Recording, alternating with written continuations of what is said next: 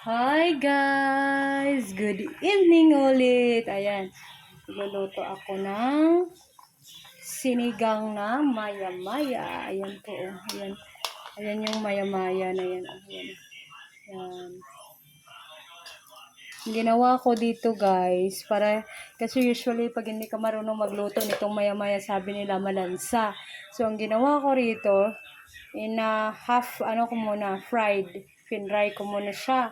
Half fry ko siya para nga hindi siya maglansa. Tapos, simple lang guys, ito lang yung maya-maya lang yung aking lulutuin. Tapos, nilagyan ko lang ito ng, ayan o, luya, tsaka sibuyas. Tapos, ang lagay kong gulay ay mustasa, tsaka pampaasim na. Ayan lang po. Ganun na kadali yung aking sinigang. Sinigang sa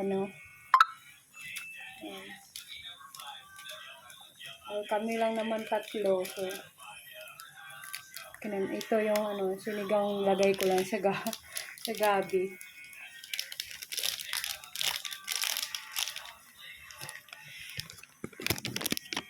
Tapos okay na, di ba? Lagay ko lang itong sinigang sa gabi.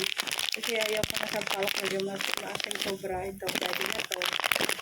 Hindi ko masyadong inaasiman to kasi yung aking malinggit. Yan.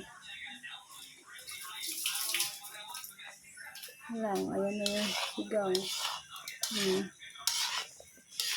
Yan, tapos ilalagay ko lang itong dahon ng mustasa. Ayan, nilugasan ko na rin yan siya.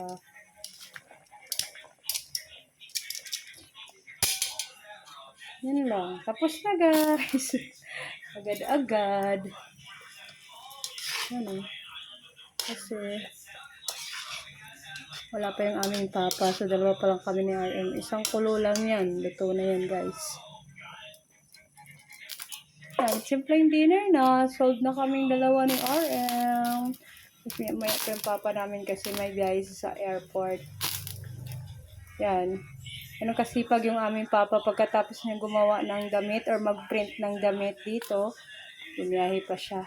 Okay. Kayo. Anong dinner nyo? Malamang mas masarap.